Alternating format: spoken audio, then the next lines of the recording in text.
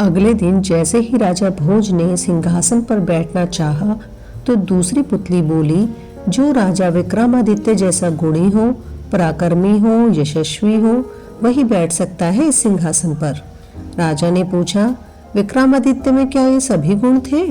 पुतली चित्रलेखा ने कहा, सुनो, एक बार राजा विक्रमादित्य की इच्छा योग साधने की हुई।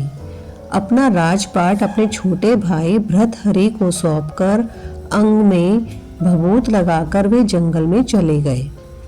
उसी जंगल में एक ब्राह्मण तपस्या कर रहा था।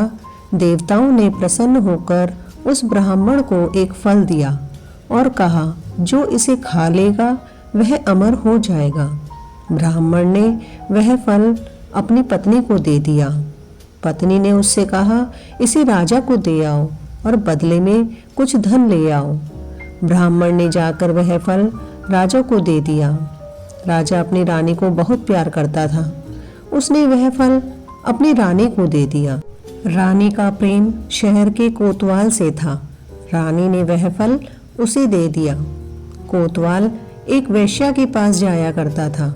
उसने वह फल वेश्या को दे दिया।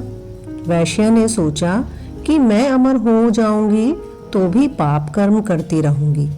अच्छा होगा कि यह फल राजा को दे दूं। वह जिएंगे तो लाखों का भला करेंगे।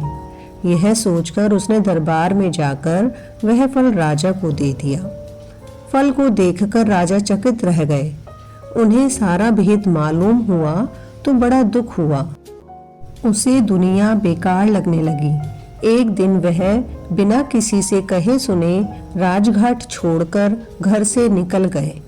राजा इंद्र को यह मालूम हुआ तो उन्होंने राज्य की रखवाली के लिए एक दूत भेज दिया। इधर जब राजा विक्रमादित्य की योग साधना पूरी हुई, वह लौटे। दूत ने उन्हें रोका। विक्रमादित्य ने उनसे पूछा तो उसने सब हाल बता दिया। विक्रमादित्य ने अपना नाम बताया, फिर भी दूत ने उन्हें जाने न दिया। बोला, तुम विक्रमादित्य हो तो पहले मुझसे लड़ो। दोनों में लड़ाई हुई। विक्रमादित्य ने उसे पछाड़ दिया। दूत बोला, मुझे छोड़ दो, मैं किसी दिन आपके काम आऊंगा। इतना कहकर पुतली बोली, राजन, क्या आप में इतना पराक्रम है कि इंद्र के दूत को हराकर अपना गुलाम बना सको? इस प्रकार दूसरा दिन भी यूं ही निकल गया।